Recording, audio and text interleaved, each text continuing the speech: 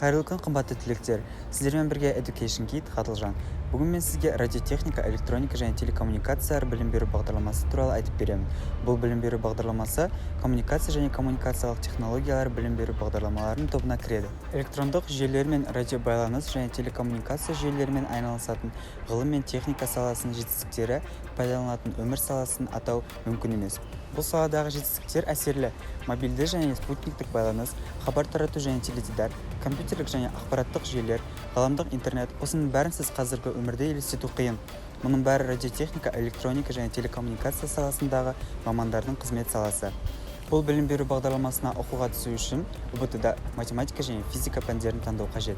2021 жылғы білім беру гранттарын тағайындау конкурсының нәтижесі бойынша грантқа түсу үшін шекті ұпай 80-ді құрады. Оқыту қазақ, орыс және ағылшын тілдерінде жүргізіледі. Оқу аясында студенттер радиотехникалық жүйелерге арналған тораптарды, бөлшектер мен құрылғыларды жобалау үшін деректерді жинау мен талдауды жүзеге асыру, технологиялық тапсырмаларды сипаттау, есептерді орындау, болашақ құрылғылардың техникалық жобалық құжаттарын әзірлеу, әзірленетін модельдердің қолданыстағы стандарттар мен нормативтік құжаттардың талаптарына сәйкестігін бақылауды жүзеге асыру, бағдарламалық қамтамасыз ету және техникалық жабдықтарға арналған нұсқаулықтарды әзірлеуді үйренеді. Біздің түлектер Қазақтелеком, Транстелеком, Билайн, Кейсел, Алтел сияқты ірі компанияларда жұмыс істейді. Осы саладағы мансаптық мүмкіндіктер өте кең.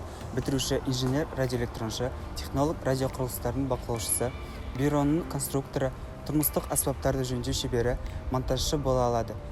КАУ-ға түсіп, үздік техникалық маман бол.